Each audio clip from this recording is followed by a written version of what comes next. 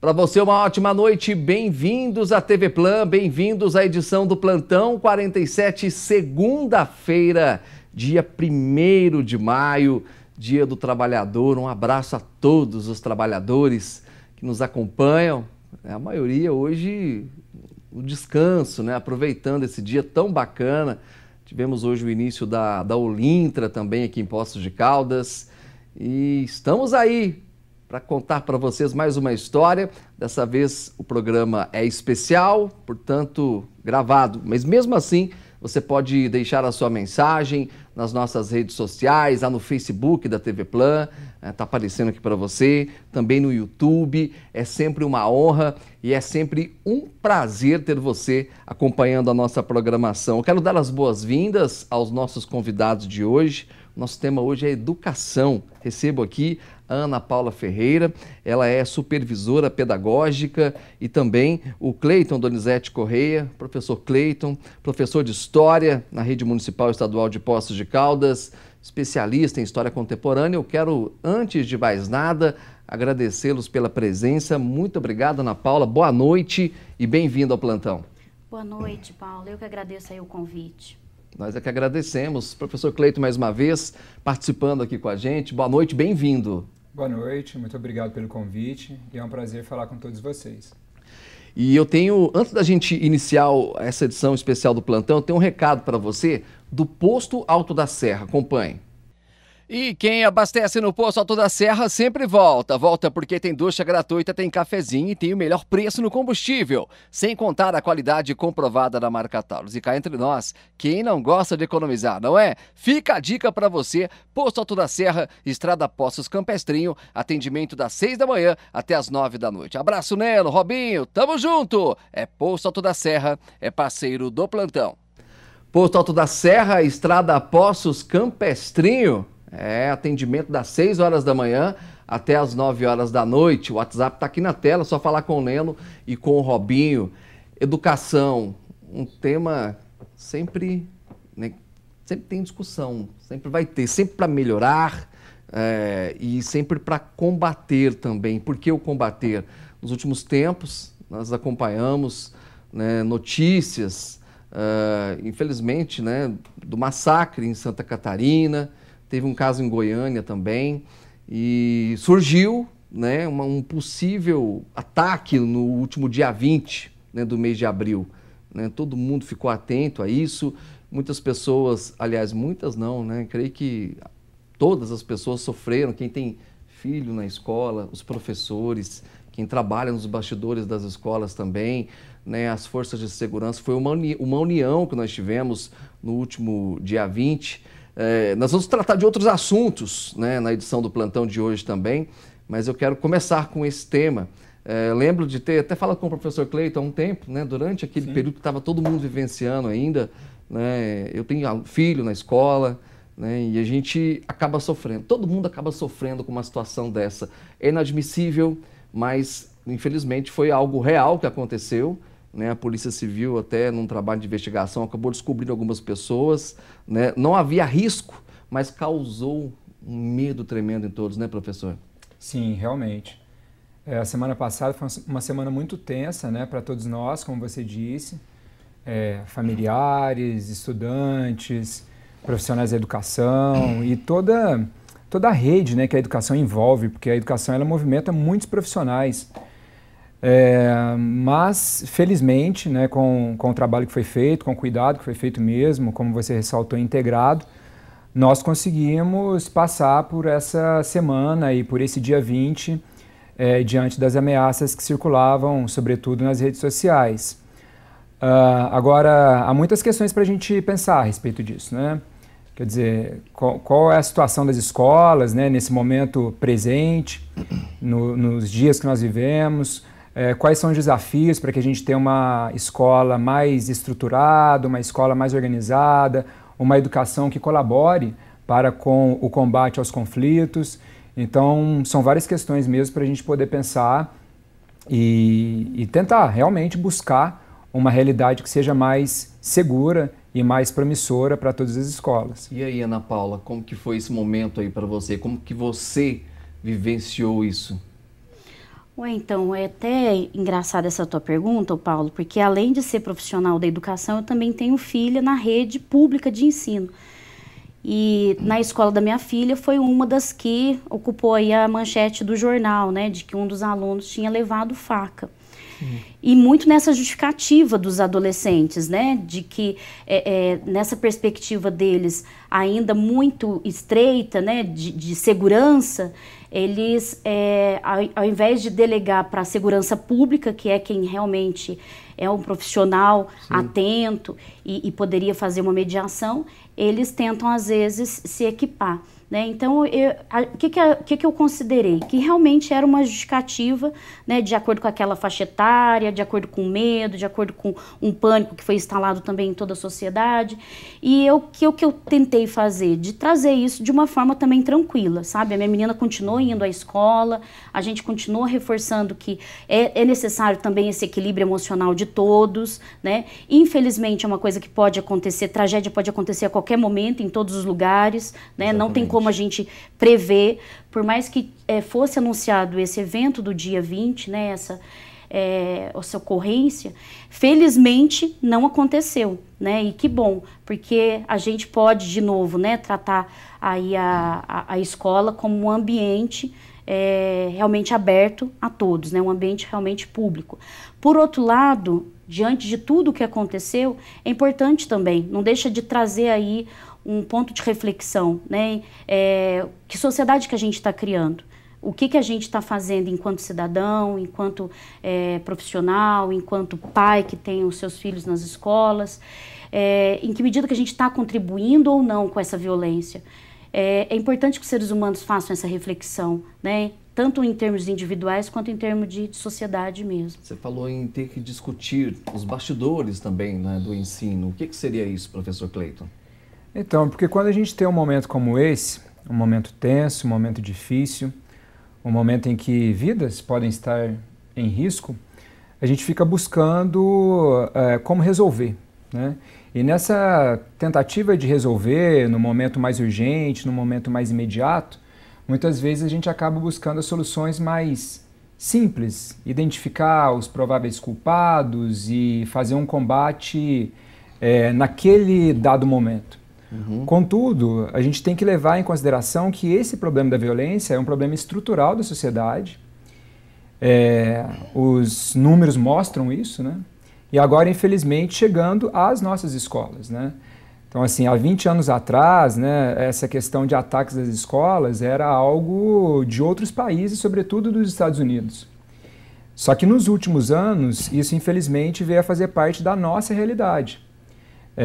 As pesquisas têm mostrado que, sobretudo nos últimos meses, né, a quantidade de ataques às escolas, e isso é importante deixar claro, né, porque na definição dos pesquisadores, eles chamam a atenção para a gente diferenciar o que é violência na escola e o que é violência à escola.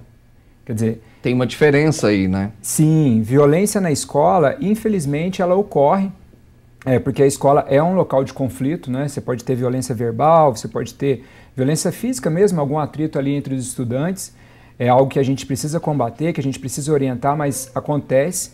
Agora, o que está acontecendo é ataque às escolas, né?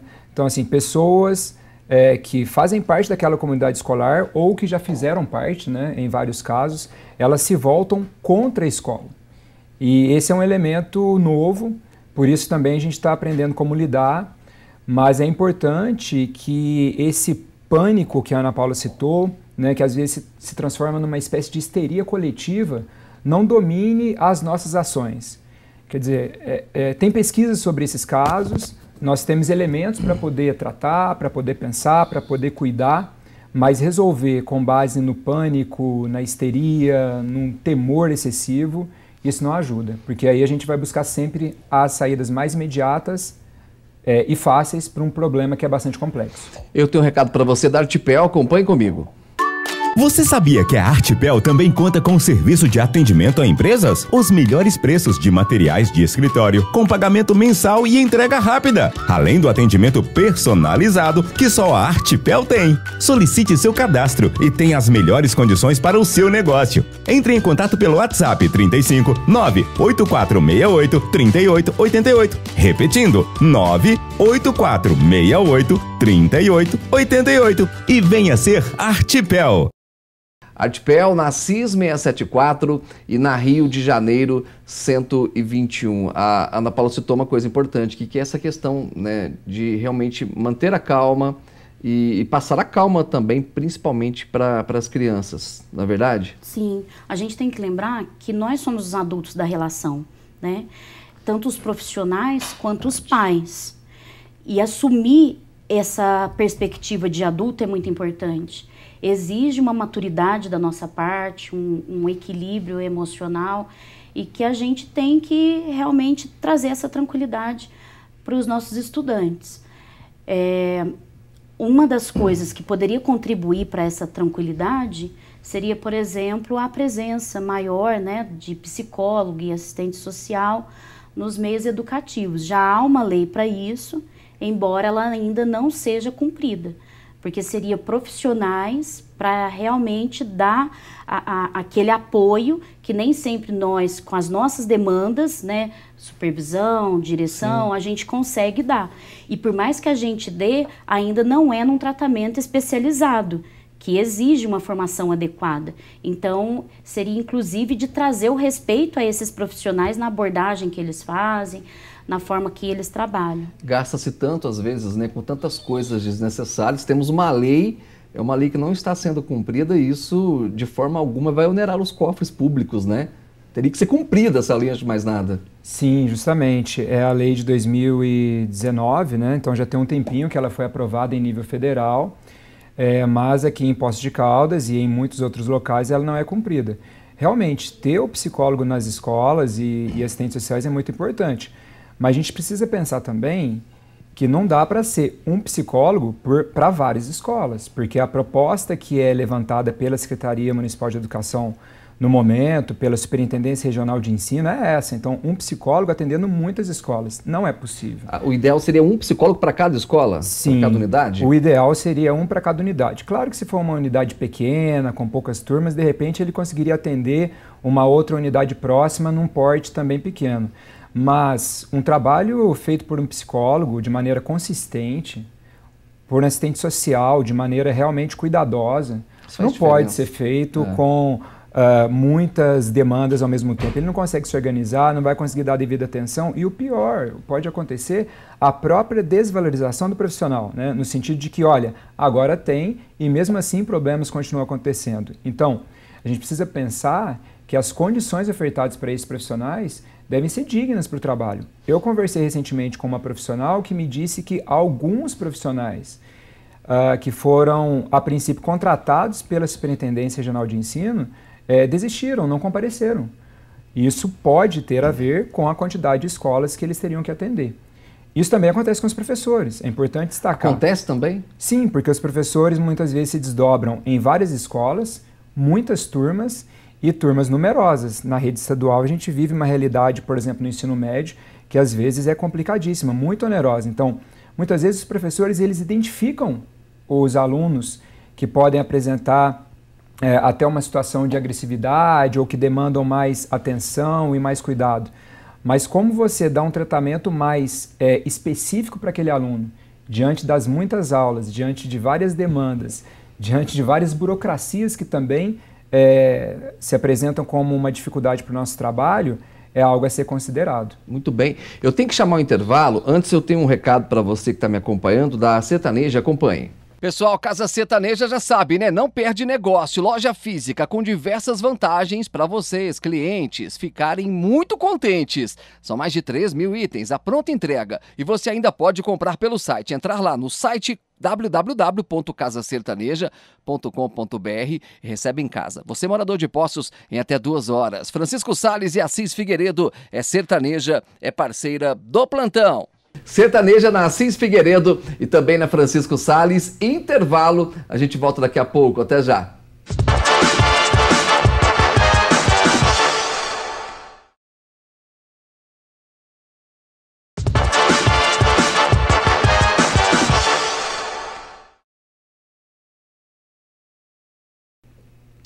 De volta com o Plantão 47 especial, recado para você da Ótica Contato, acompanhe.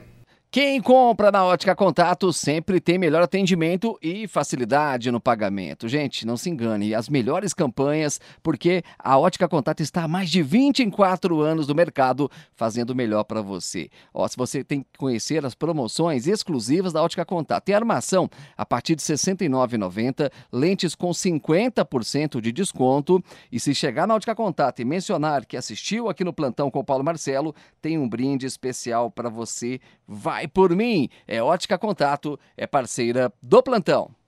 Ótica Contato na Francisco Salles, de frente ao terminal de linhas urbanas, hoje com a Ana Paula Ferreira, ela é supervisora pedagógica, e também o professor Cleiton, falando da educação em Poços de Caldas, e esse tema, na verdade, serve para todo mundo, né? Para quem não acompanhou a primeira parte do Plantão 47 especial, é só acessar o nosso Facebook e também o canal do YouTube da TV Plan. O primeiro bloco deu um debate super bacana e essa é a nossa ideia. Aliás, levar o debate para a escola, né, e fazer a escola debater é fundamental também, né, Ana Paula? Com certeza. Isso que o Cleiton, pegando uma parte que ele disse, né, eu acho que é bacana quando ele sinaliza, né, os ataques às escolas, exatamente, né, e os ataques nas escolas. Porque nem sempre a gente vai conseguir fazer um trabalho pedagógico, tendo em vista que algumas pessoas já passaram pelos muros da escola, né, então já foram alunos em algum momento, mas é importante a escola também pensar qual o cidadão que ela está formando. E há um peso muito grande se a gente imaginar que são novas gerações que vão estar se inserindo na sociedade. E que gerações que vão ser essas, né? No seu trabalho, no trânsito, na relação com a família, dentro dos movimentos sociais, enfim. Então, quando a escola ela atravessa o aluno, não é apenas na matemática, na química, na física, né? Ela atravessa em termos afetivos, e o fato de afetar alguém não necessariamente é apenas no cunho positivo, né? Eu posso, sem querer, afetar alguém negativamente. E é importante que o educador se repense nisso, né? Como que ele está afetando o outro? Como que está sendo essa relação escolar? Porque o desenvolvimento humano, ele é um desenvolvimento integral, né? Na parte cognitiva, na parte afetiva, na parte social, na parte política.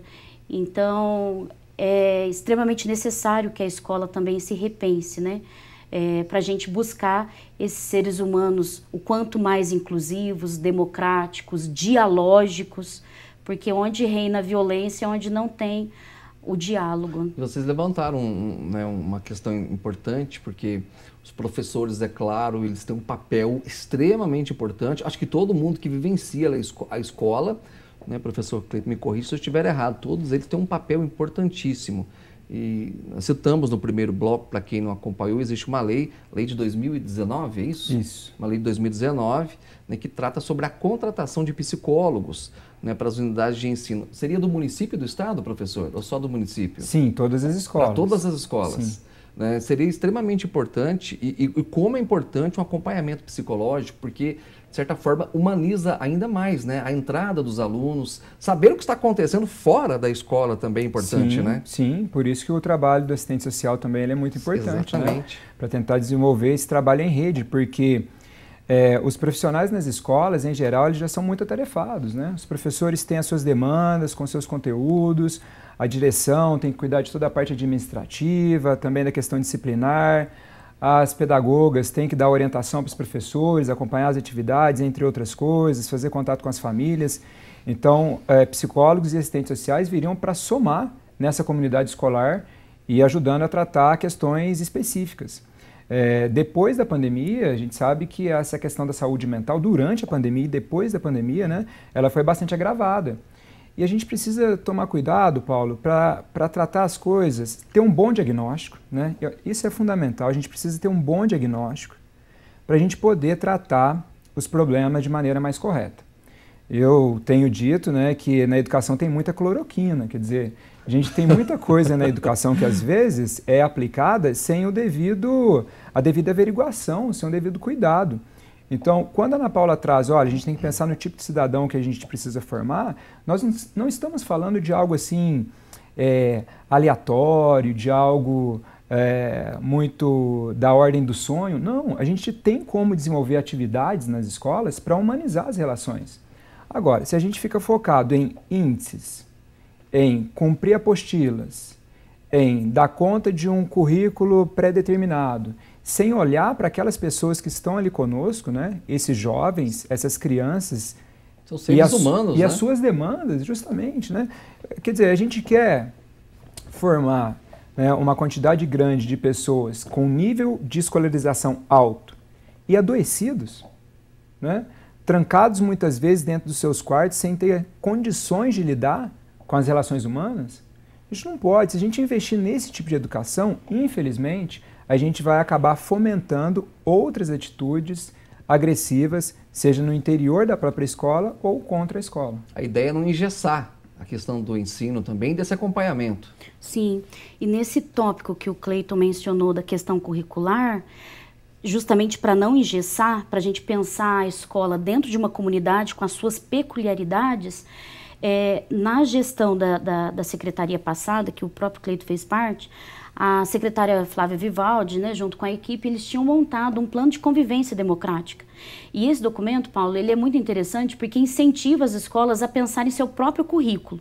Então, em determinado momento, o currículo ele é igual para todas as escolas, né, para determinadas séries, para determinadas faixas etárias. Então, tudo bem em relação a isso, né? Tem que ter uma parte ali equilibrada para não se deixar ter a desigualdade educacional. Mas, por outro lado, é importante ter aquela parte relacionada apenas à comunidade atendida, né? A comunidade do Kennedy é diferente da comunidade que o Davi Campista atende, que é diferente do Maria Imaculada e assim por diante. Então, seria uma forma dos próprios educadores se investirem nesse papel de pesquisador, de compreender a comunidade, né? Como que ela se organiza nas suas trocas, nas suas economias, nos seus valores morais, na sua religiosidade, e aí colocar isso no currículo. E aí, de novo, olha como é que o nome é até bacana, né? Plano de convivência democrática. Transformar isso, da escola ser esse movimento, esse espaço para fazer essas amarrações democráticas na comunidade e pensando na sociedade como um todo. Esse plano não foi implementado na época, né? Não foi implementado. A gente chegou a falar sobre ele aqui. Não foi implementado, infelizmente. E aí a gente vê a urgência dele nesses tempos atuais, né? Tempos de tanta violência, de agressividade, de crescimento dessas incivilidades, né? Das pessoas às vezes quererem recorrer a porte de arma ao invés do diálogo, dos discursos de ódio, das próprias células nazistas, né? Que cresceram muito nos últimos anos. E o quanto que isso é perigoso para a nossa juventude, que é capturada muito facilmente na internet, principalmente aquela juventude que às vezes não tem um apoio real, né? Às vezes ela se sente acolhida só no apoio virtual. Exatamente, ela se encosta ali e aí acaba virando refém, vítima dessa situação, né? Sim, sim. Enquanto a Ana Paula estava falando, né, agora a partir da sua pergunta, preciso a gente pensar que existe uma parte da juventude, né, como você falou, de se tornarem reféns e tal, existe uma parte da juventude que ela é mais suscetível, né, a ser convencida ou aliciada por determinados grupos que defendem ideias extremistas. Então, às vezes a gente fala assim, Paulo, a educação ela envolve sempre questões políticas. E quando a gente diz isso, por vezes as pessoas interpretam muito mal, porque elas acham que a gente está falando de um partido A, B ou C, e é muito além disso. Quando a gente fala que a educação envolve questões políticas, é porque a educação ela é disputada, a escola ela é disputada. As relações de poder, você sabe muito bem, né? Elas estão por toda a sociedade, e elas também estão na escola.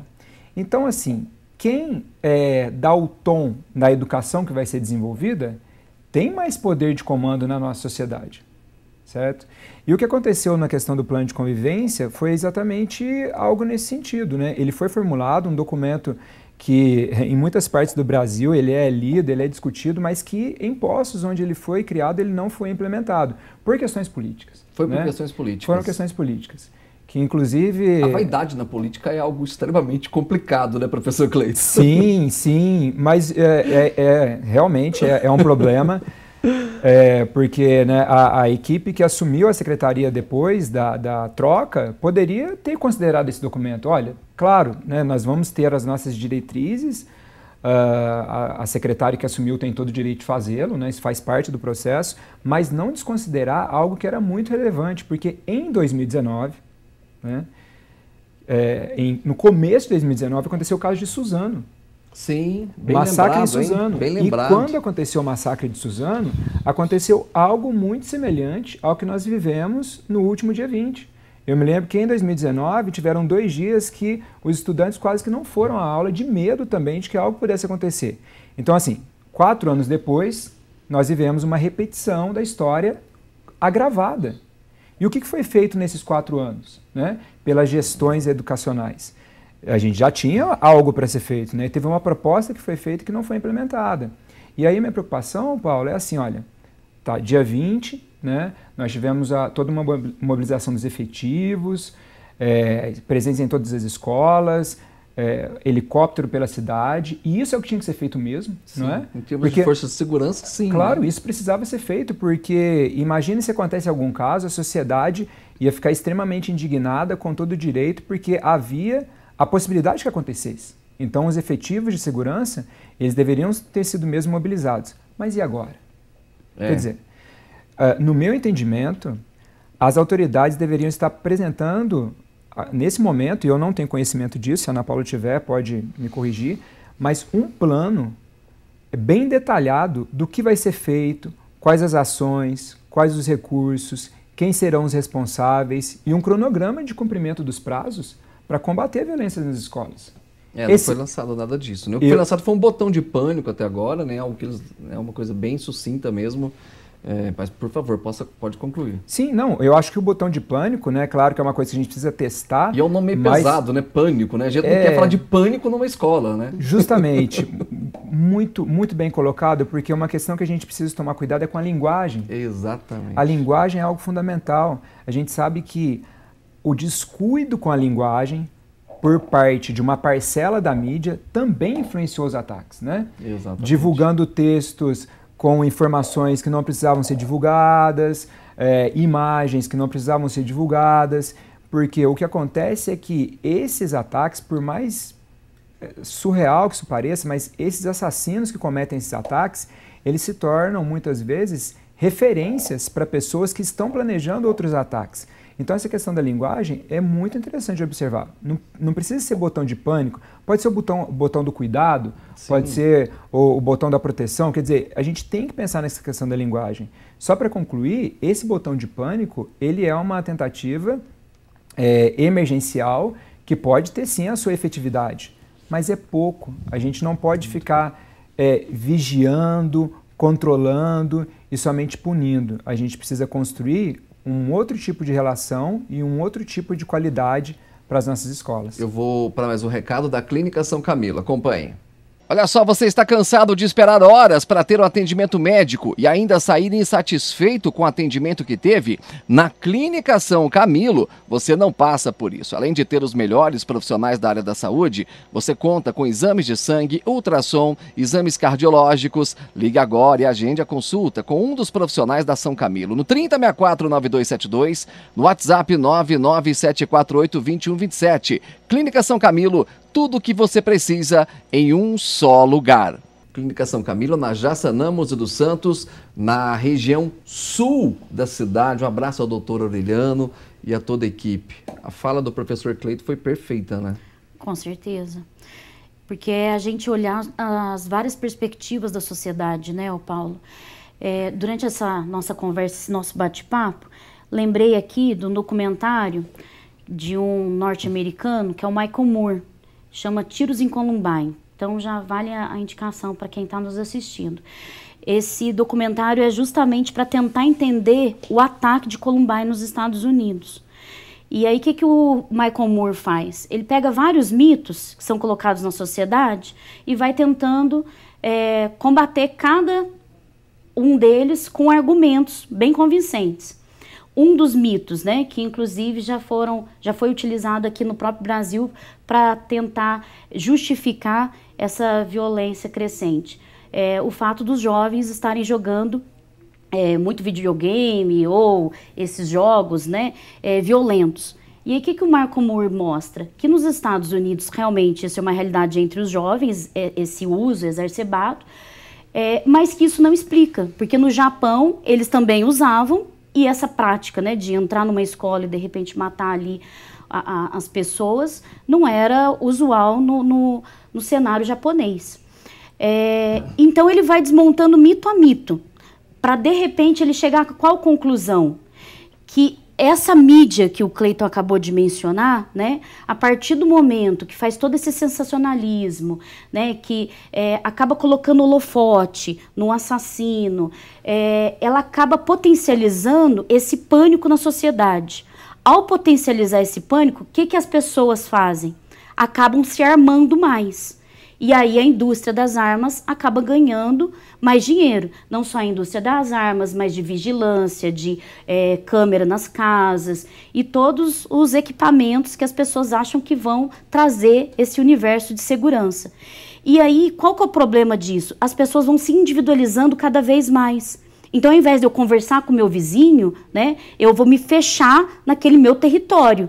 Né, eu vou colocar muro cada vez mais alto, vou colocar muro cada vez mais alto nas escolas, ou os absurdos que foram ditos, né, de detector de metal. Gente, a escola não é um banco, ela não fica fechada, né, ela não é uma caixa, que nem o banco é, não tem como colocar isso.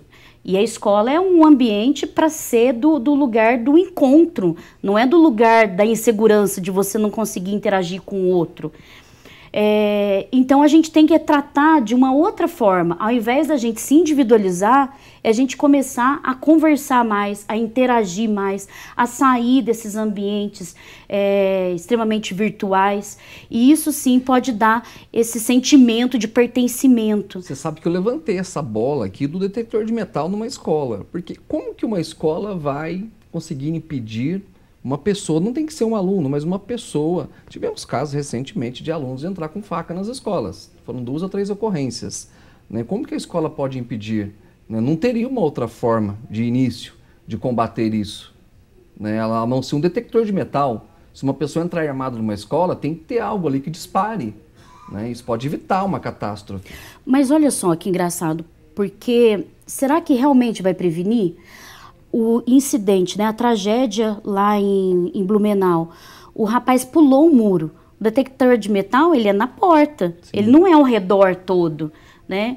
Então, ao invés de a gente tratar a escola como se fosse aqueles castelos medievais, a gente, na verdade, tem que começar a rever a nossa sociedade.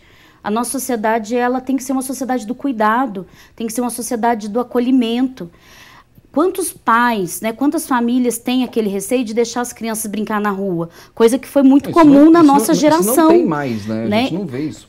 Nos bairros ainda é comum. Lá no meu bairro mesmo, a criançada brinca, minha filha brinca também. E eu acho isso muito mais saudável do que, de repente, ficar na frente da tela de um computador. Né? Porque na internet ela dá uma falsa ideia de segurança, porque a pessoa está lá na casa, está fechadinha, né? Está numa cadeira confortável, mas ela é um universo muito amplo. Ali a pessoa vai se deparar com tudo e nem sempre é uma coisa bacana, uma coisa legal. E aí a importância também dos pais estarem olhando, né, o que os filhos estão pesquisando, o que os filhos estão jogando, com quem que os filhos estão interagindo, quem são os amigos. Eu quero falar sobre esse tema no próximo bloco, sobre o acompanhamento dos pais também. Nós vamos para mais um intervalo, mas antes eu tenho um recado da Audience. Acompanhe. Olha só, tem uma dica para você da Audience, nada como o som do Paradise. Com o Phonak Paradise, você vai descobrir a beleza do som. O Paradise foi inspirado na natureza e nos sons que podem nos acalmar, relaxar e tranquilizar, porque ouvir é essencial para o nosso bem-estar, não é? O Paradise possui modelos recarregáveis que se conectam a smartphones e TVs, além da nova função de controle remoto por toque. Com um simples toque na orelha, você atende chamadas, transmite músicas e ativa o assistente de voz. entre em contato e agende avaliação gratuita no 3713-6795, Unidade de Postos, Mogi Guaçu, no 19-3362-1581 e também em Itajubá, no 3617-2200. Audiens Aparelhos Auditivos, pois você merece desfrutar das ricas paisagens sonoras da vida. Audiens, Unidade de Postos de Caldas, Mogi Guaçu e também Itajubá. Eu volto daqui a pouco. Até já.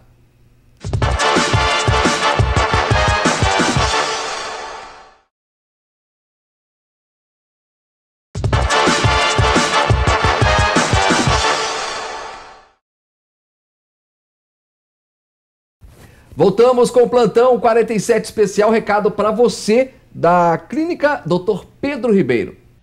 Olha só, com saúde sempre bom confiar num bom médico. Eu indico para você o Dr. Pedro Ribeiro. Ele vai cuidar de você que sofre com diabetes tipo 1 ou 2, quer emagrecer, quer ganhar qualidade de vida, tem disfunção da tireoide, distúrbios hormonais, processo de transexualização. Dr. Pedro é um dos poucos com propriedade para tratar desse assunto. Vai por mim, fala com o Dr. Pedro Ribeiro, que atende pelos convênios da FESENG, 7, Bom Pastor e Climep Total. Na Paraíba, 49, sala 217. Clínica Dr. Pedro Ribeiro, mais um grande parceiro do Plantão. Clínica Dr. Pedro Ribeiro, no edifício Santo Domênico, na Paraíba, na área central da cidade. Hoje nosso tema é educação, Dia do Trabalhador, com o professor Cleiton e também com a Ana Paula. Para quem não acompanhou ainda essa edição do Plantão Especial, vai lá no nosso YouTube, tem um bate-papo muito bacana. Eu tenho certeza que você vai gostar e vai se identificar. Não tem como não se identificar com o tema, né, educação. E o tema educação passa também pela casa, pelos pais, pelo convívio de muitos. E a gente encerrou o último bloco falando, né, nessa questão dos pais. A Ana Paula colocou muito bem aqui, né, a internet, né, o fato de poder, de repente, brincar na rua. Muita gente já não se sente mais seguro, né, com essa questão. Mas até onde vai? Aí com os professores aqui mesmo, com os educadores, né? Até onde vai o espaço do pai, né, de acompanhar ali o que o filho faz na internet? Vou começar com você. É ingenuidade dos pais, ô Paulo, achar que diante de um parênteses enorme na vida do filho, né, uma negligência, uma ausência, de repente ele querer estar olhando o que o filho faz, com quem conversa, é lógico que vai haver um estranhamento. Sim. Então, o pai não vai ser tratado como um amigo, como uma pessoa do convívio. Então, essa participação, ela tem que se iniciar realmente desde do bebezinho mesmo, né?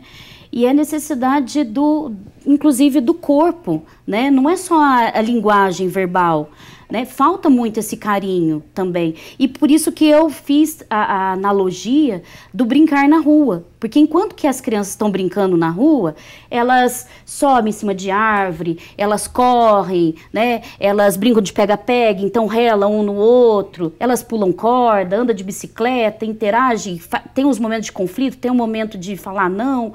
Então, olha o quanto de aprendizado que tem no brincar na rua. É aprendizado social, é aprendizado da vida, é o aprendizado de você conseguir se posicionar, né? De você manifestar toda uma linguagem facial, uma linguagem de sentimentos, de colocar para fora.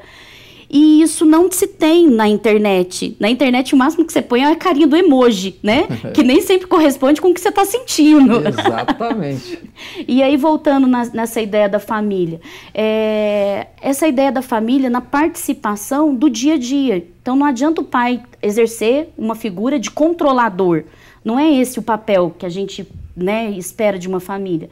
É uma família realmente participativa. Se não há um momento, diante de todas as atribuições e tarefas dos pais, de almoçar junto ou de jantar junto, mas tem que ter um espaço no dia para ter uma conversa. Como que foi seu dia? O que você está fazendo? Né? Nessas conversas tão triviais, a pessoa se sente acolhida, se sente amada, se sente vista. Esse que eu acho que é o maior acompanhamento que as famílias podem dar. Porque o Cortella mesmo, que é um grande educador, palestrante muito renomado, Ele nos chamou a atenção uma vez numa palestra que ele deu, de que às vezes o professor é o único adulto que às vezes aquela criança vai ter contato. Então o professor está passando ali no corredor, vendo aluno por aluno, põe a mão no ombro, tá tudo bem, está conseguindo fazer. Infelizmente isso é a realidade, mas a gente não pode tratar isso como um ponto final, As famílias elas têm que se repensar aí no seu lugar, porque os alunos eles ficam com a gente às vezes 1, 2, 3 anos, mas eles vão passar. Agora aquele filho, ele é para sempre daquela família. E aí, professor Cleito? Qual que é a sua opinião com relação a isso? Dos pais acompanhar o que os filhos estão fazendo, principalmente ali na internet? Bem, essa discussão já dá um outro programa, assim, para a gente debater a questão das famílias e dos pais. Hoje é o Dia do Trabalhador, né? Sim. E a gente sabe que no Brasil as pessoas trabalham muito, muito, Em outros países a gente tem discussões bem avançadas e leis já implementadas para estipular carga horária semanal de trabalho de 40 horas, 38 horas, 36 horas. E no Brasil a gente trabalha muito, a gente acha que é normal, Quantas vezes, Paulo, nós não trabalhamos 10, 12, 14 horas por dia, Então essas famílias também, muitas vezes, elas estão sendo muito consumidas pela quantidade de horas que elas têm que trabalhar para ofertar alguma coisa para os seus filhos, Às vezes a família fica tão preocupada em oferecer para o menino um tênis legal, uma roupa legal, um celular bacana, que o pai não pôde ter, e se esquece, como a Ana Paula falou, de outras questões que são extremamente mais relevantes, Que é esse contato, que é essa convivência, que é essa conversa. Então a gente também não pode, como é que eu posso dizer, jogar toda uma responsabilidade do mundo nas costas da família, porque às vezes essa família está fazendo o melhor que ela pode. Só que o melhor que ela pode naquele momento não está sendo suficiente. Então, sim, a gente sabe que tem pais que são negligentes, que poderiam acompanhar mais seus filhos e que não fazem, que terceirizam o cuidado dos seus filhos e a educação dos seus filhos. Mas é importante a gente considerar também que muitas famílias têm questões estruturais, de falta de tempo, que dificultam. Quantos conflitos a gente não tem nas famílias, que também afastam as pessoas. Mas a família tem que tomar cuidado. Pai, mãe, tá cansado, tá difícil, mas realmente o filho é seu, é o que a Ana Paula falou. Você não tem escolha. É sua responsabilidade. Você tem que dar atenção para o seu filho, isso faz parte, sim. Legalmente você é responsável. Às vezes a gente chama um pai, uma mãe na escola para conversar e o pai fala assim, não, esse aí eu já desisti. Não, você não tem esse direito. Essa não é uma opção. Você já ouviu isso, professor? Nós já ouvimos várias vezes. Infelizmente, já ouviram, E é uma... Não é difícil de ouvir, não. Viu? Acontece muito. Então, assim, você não pode desistir, por mais que as coisas estejam difíceis, por mais que a família também precise de apoio, por mais que o trabalhador brasileiro precise ser mais valorizado, ter um salário mais justo, ter mais acesso à diversão, à formação, ao lazer, trabalhar menos tempo, mas o filho é seu. E aí, para complementar aquilo que a Ana Paula é seu, mas quando eu digo é seu, assim, ele não é a sua propriedade.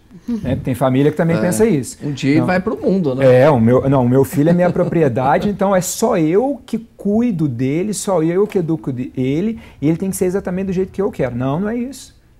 Ele é um ser social. E um ser social, ele vai ter uma relação social complexa com várias instituições, com ideias diferentes, com pessoas diferentes. Só para tocar numa questão brevemente, a questão que você me perguntou também, Paulo, a questão da internet, da juventude, das crianças, das famílias em relação a isso. Realmente, a gente sabe que as violências dos jovens não se explicam somente pelos jogos, mas hoje existem grupos de extrema-direita agindo nos chats desses jogos para tentar trazer esses jovens para ações de violência. Porque o jovem que fica muito tempo fechado no seu quarto, na sua casa, jogando muito mais tempo, ele não está na rua brincando, ele não está tendo que... Porque na rua era assim, não é assim? Você brigava, discutia, mas no outro dia você sabia que ia encontrar o cara. Você ia encontrar o cara. Você não tem opção. Então você precisa criar estratégia. Você dormia ou não dormia pensando em como é que você ia resolver o seu problema. O professor Cleito passou por isso, gente. Seu problema. Você tinha que pensar nisso. Criava condições de coragem ali, Isso. Você tinha que desenvolver estratégias, porque no outro dia a rua estaria ali, o seu desafeto estaria ali e você teria que lidar com isso. Agora hoje, muitas vezes, o menino tem um problema, tem um atrito, ele se tranca no quarto e vai para a internet, e vai para esses fóruns. Nesse momento em que nós estamos aqui, o Telegram está fora de operação no Brasil, porque não ofereceu os dados em relação a grupos neonazistas que têm envolvimento com o ataque de Aracruz, né? A justiça... É muito grave isso, né? Sim, o Discord, que é uma outra plataforma usada muito por jovens e jovens que jogam, não tem filtros, né, adequados para proteger essa juventude. Então, assim, os jogos, eles realmente não explicam a violência das escolas. Existem várias questões, inclusive questões políticas, como o crescimento dessa extrema-direita agressiva, neonazista, fascista e tudo mais. Porém, é preciso tomar cuidado, sim, com o problema é no chat, né? Com quem que esses jovens estão conversando, né? Que pessoas que podem estar ali naqueles meios de trocas, porque senão eles podem ser cooptados por esse tipo de núcleo que defende ações de violência. Acompanhar de perto, eu tenho um recado da Doce Paixão para você, acompanhe. A Doce Paixão tem tradição, 20 anos no mercado atendendo postos com os mais lindos e deliciosos chocolates e cestas de café da manhã. Gente, tá bacana demais porque agora tem unidade física também na região oeste da cidade, lá na Vila Tôni, viu? Chama no zap 99-125-6175, entra no Instagram, @docepaixão.flaviana e fique por dentro das novidades. Doce Paixão na região oeste da cidade, mais um intervalo, daqui a pouco a gente volta, até já.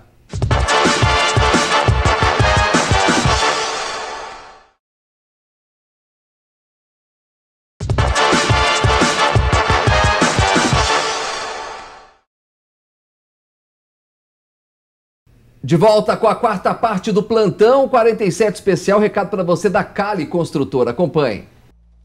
E chegou a hora de morar bem, chegou a hora de conhecer a Cali Construtora. Pessoal, as construções da Cali trazem o que há de melhor acabamento e bom gosto, aliado a condições para você ter acesso ao tão sonhado imóvel. Junto da Cali, você vai morar nos principais bairros da cidade. Morumbi, Quisizana, chama o Celcinho e a Lê no WhatsApp e fecha o negócio. Dá aquele chega para lá no aluguel, 988-559276 e fecha o negócio dos seus sonhos. Com a Cali, é negócio fechado, é sonho concretizado. Cali Construtora, vai lá no Instagram da Cali, tem muito imóvel bacana saindo da planta para você. Hoje falando com a Ana Paula Ferreira, supervisora pedagógica, também com o professor Cleiton Donizete, professor de História. O tema é, claro, educação nesse Dia do Trabalhador. Vai lá no nosso YouTube, acompanhe o programa inteiro, compartilhe, tá muito bacana o tema desse programa. Nessa parte final, recebi aqui diversos profissionais de educação, né, para falar sobre pandemia. Foi um período muito tenso que vocês passaram também. Acho que o professor Cleiton esteve aqui falando comigo também nesse período.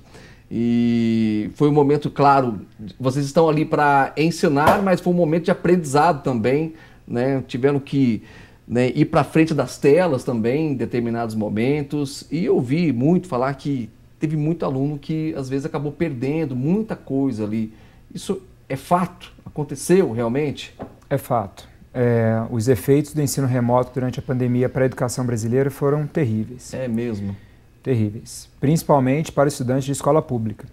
Porque os estudantes das redes privadas, eles tinham mais acesso, eles tinham mais conexão de internet à sua disposição, aparelhos. E eles tinham também, em geral, não são todos, é claro, mas em geral, um acompanhamento familiar mais positivo e um ambiente familiar mais positivo. Eu me recordo, Paulo, que durante o período da pandemia, eu fui fazer uma ação, não vale a pena detalhar aqui, mas de apoio a pessoas que precisavam. E tinha uma senhora num bairro que ela ficava andando, uma senhora já idosa, ela não ficava dentro de casa, ficava circulando pelas ruas. E aí eu perguntei para uma vizinha, falei, olha, é idosa, por que ela não fica em casa, né? A pandemia tá aí, ela corre risco. E aí a vizinha respondeu, olha, ela não fica em casa, eu já perguntei para ela também, mas é porque a casa dela é embolorada. Então ela não consegue ficar em casa durante todo o tempo. Ela precisa sair de casa. Essa situação, ela também é a situação de vários estudantes, que não tinham muitas dificuldades para ficar em casa. Às vezes a casa não era um ambiente que propiciava um ambiente de estudo, não é? Porque para estudar você precisa ter silêncio, concentração, né? Muitas casas e muitas famílias não tinham essa condição. Então, assim, foi muito ruim para a educação. Nós tivemos muitos estudantes que desistiram da escola, que inclusive foram trabalhar e não retornaram mais. No ensino médio, isso foi muito grande na rede pública. Nós tivemos estudantes que voltaram para a escola com muita defasagem. Nós tivemos estudantes que voltaram com crises de ansiedade, de pânico, né, que foi um período muito sofrido. Nós tivemos famílias que foram desorganizadas, Paulo, durante o período da pandemia, não é? Com morte de pai, de mãe, né? Nós perdemos muitas pessoas. Então, isso deixou um efeito muito negativo, sim, para a escola e que vai demorar um tempo ainda para a gente conseguir recuperar. Mas tem uma questão que eu queria dizer a partir até do que você falou. Durante a pandemia, nós ficamos muito tempo nas telas, não foi? Foi. E nós percebemos que não é assim que se faz a educação de fato. E qual tem sido a saída, por isso que eu digo das cloroquinas, para melhorar a educação no Brasil? Mais tela. Né? Em Poços de Caldas, a gente tem um programa que já foi muito questionado, né? Que é o programa, um programa de uma empresa que foi contratada para levar jogos por meio de computadores e programas para as escolas. Quero saber desse programa. Quero a sua opinião sobre esse programa. Pois é, então a questão é, veja, o problema não era ficar muito tempo nas telas, a gente não tinha que tirar os jovens para fazer outros tipos de atividades, para recuperar esse tempo perdido, aí a gente retorna do ensino remoto e o que é oferecido para elas? Qual que é o grande programa em Poços de Caldas para resolver, para melhorar a questão da educação? Mais tela. Isso é uma contradição. Eu não estou dizendo que recursos de informática, que aplicativos e outras plataformas não podem auxiliar. É inevitável. Auxiliam, podem auxiliar. Porém, esse não deveria ter sido o carro-chefe da educação municipal após a pandemia. Foi a solução oferecida. Foi o programa, né, que tem outdoor pela cidade, né, ou até pelo menos tinha há pouco tempo atrás, fazendo propaganda desse programa. Então, assim, existem outras medidas mais importantes, né, que a gente poderia focar, principalmente essa questão da convivência nas escolas. Não adianta nós termos profissionais nas escolas, nós temos estudantes nas escolas, nós temos programas de empresas contratadas para ofertar, né, mais tela para os estudantes na escola, se as relações pessoais não estiverem desenvolvidas de uma maneira saudável para que as pessoas possam avançar em termos de educação mesmo, de cognição, de encontro, de afeto. Não vai resolver. Muito bem, eu tenho um recado do Prado Supermercado, acompanhe. É hora do Prado, agora com novidade. O Prado chegou com tudo na região sul da cidade, todos os dias, de segunda a segunda, com uma promoção, uma oferta imperdível para você. Tem terça, tem quarta da carne, tem quinta-feira com a oferta top 10. Segue lá no Instagram, Prado Supermercado 1, também no Facebook. Um abraço, Rodrigo e equipe, é Prado. Agora no Jardim Esperança e também na região leste da cidade, é Prado, é parceiro do plantão. Prado Supermercado na região leste, no Itamaraty, também agora no Parque Esperança. Lá, Paula, e aí? Qual que é a sua opinião sobre essa pergunta, sobre pandemia, até mesmo sobre esse sistema também que o município adotou aí nas escolas? A pandemia ela trouxe todas essas consequências, né, esses reflexos que o professor Cleiton já mencionou.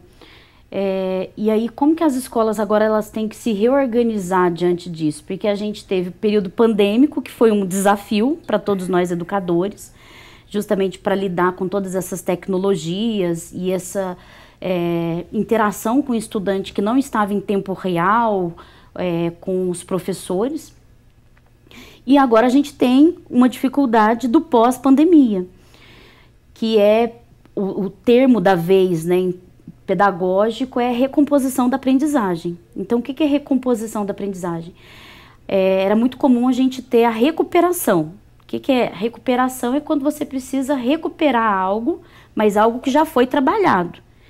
Agora, a recomposição, não necessariamente esse conteúdo, esses conceitos, esses temas, eles foram trabalhados. Porque se a gente teve um período tão grande de pandemia, de isolamento social, de contato desse estudante ou com uma apostila já impressa, ou com formulários de todas as outras plataformas, nem sempre aquilo foi trabalhado da maneira que deveria ser trabalhada, né? Porque uma coisa é o ensino à distância, uma coisa é o ensino presencial e uma coisa é o ensino remoto. O ensino remoto foi praticamente o porão de uma educação à distância, né? Porque nem educação à distância a gente conseguiu ofertar. E aí, diante disso, né, de todas essas limitações que esses estudantes estão trazendo, de estudante não alfabetizado, de estudante que não consegue nem fazer as 4 operações. Infelizmente, por exemplo, a gente tem estudante não alfabetizado até no ensino médio. Agora a escola tem que lidar com esse desafio da recomposição da aprendizagem. Essa é uma realidade hoje, Essa é uma realidade. Agora, entrando nessa perspectiva que o Cleiton mencionou, né, do programa, na minha opinião, eu até acho válido ter algum tipo de iniciativa nas escolas de interação, de cultura digital, letramento digital. Isso está previsto nos nossos currículos. A minha questão em relação a esse programa, primeiro, é o preço, né? O que foi onerado do cofre público para se pagar em relação a isso. Valor altíssimo. Muito alto, muito alto. O segundo ponto que eu levanto é que se a gente tem profissionais de alto gabarito na própria rede municipal, por que isso não foi feito dentro da própria rede ao invés de a gente fazer essa parceria com uma iniciativa privada, né? Então, acho que essa é uma outra questão. Por que é importante a escola desenvolver esse tipo de formação? Também se ouvir quem está dentro é importantíssimo, né? A gente vive no mundo digital também. Os alunos precisam conhecer como que são essas ferramentas, como que utilizar da melhor forma, como acessar essas programações, ter esse pensamento de programação, mas não necessariamente precisava ser do jeito que foi formulado, né? E aí, professor? Isso mesmo, né? Concordo totalmente, né? E aí eu estava até pensando assim, né? Você citou os mitos, né, no começo da sua fala, em relação à violência nas escolas, e a gente também tem muitos mitos em relação às juventudes. Até porque isso, Paulo, é muito mais adequado nós usarmos o termo juventudes no plural, porque as juventudes são muito diversas. Então, nós temos estudantes, por exemplo, que dominam elementos de informática e de programação com facilidade? Temos. E nós temos analfabetos digitais? Temos também. Nós temos estudantes que são muito bons para jogar, mas se você der para ele um PowerPoint que ele tem que elaborar, ele não sabe. Então, a gente não pode achar que porque o meu filho ou o meu sobrinho tem determinadas características, se dá bem com determinados programas, com tecnologia, todos os jovens são assim. Você fala de tirar o melhor do aluno mesmo, saber explorar isso também, né? Sim, claro, desenvolver bem isso. Então, essa questão de uma inclusão digital, ela é super relevante, ela precisa ser feita, mas, como você mesmo disse, é preciso ouvir a rede, é preciso ouvir os profissionais, é preciso levantar as demandas e é preciso tomar muito cuidado com transferência de verba pública para empresa privada na educação. O novo Fundeb foi aprovado, né, recentemente, e isso vai garantir mais verba para a educação pública. Mais verba para a educação pública faz crescer o interesse de empresas privadas em pegarem fatias dessas possíveis verbas. Aí a importância de uma Câmara de Vereadores, né, que fiscalize, né, que saiba cobrar ali nesse momento. Eu tenho um recado para você da Mil Prazeres, acompanhe. Agora é hora de falar com as mães aqui do plantão. A Mil Prazeres trouxe a vocês uma promoção arrasadora em comemoração ao Dia das Mães. São conjuntos básicos a partir de R$ 52,90, pijamas de frio a partir de R$ 99,90, kit camisola com calcinha do P ao GG por R$ 59,90. A Mil Prazeres trabalha com moda íntima, moda praia, linha noite e sex shop com opções de tamanho do P ao 54. Entregas grátis na Zona Sul com pedido mínimo de R$ 20 e taxa fixa de apenas R$ 10 para entrega nos demais bairros. Faça uma visita. A Mil Prazeres fica na Avenida Eduardo Luciano Marras, 240 na Coab. WhatsApp 99102-9171. Aberta de segunda a sexta, das 10 às 18h30, sábado, das 10 às 14 horas. Lá no Instagram, @milprazeres_pocos. Mil Prazeres, na Jaçanã Moza dos Santos, na região sul da cidade. Nós estamos chegando ao fim dessa edição do Plantão 47 Especial. Quero mais uma vez agradecer os nossos convidados. Ana Paula, muito obrigado por participar com a gente dessa edição do Plantão Dia do Trabalhador. Até a próxima, viu? Obrigada, Paulo, eu que agradeço. Sucesso lá, tá bom? Obrigada mesmo. Professor Cleiton, também gratidão aí pela presença. Agradeço muito pelo convite, é sempre bom discutir, debater educação, compartilhar um pouco com a sociedade e dizer que, embora o momento seja delicado e nós tenhamos vivido dias tensos, existem formas para tratar a violência nas escolas. E isso passa pela melhor formação dos profissionais, pela inclusão de assistentes sociais e psicólogos nas escolas, pelo um controle das redes sociais que não filtram mensagens e grupos de violência, por uma orientação pedagógica para a democracia, para a convivência ética nas escolas. Esses são elementos muito importantes, porque somente muros e grades não serão suficientes para garantir um ambiente de convívio excelente. Se fosse assim, Paulo, nenhum condomínio fechado teria casos de violência que nós acompanhamos por aí tantas vezes. Exatamente, dias melhores para sempre, é o que a gente deseja. Eu volto amanhã, às 7 da noite, com o Plantão 47. Até lá!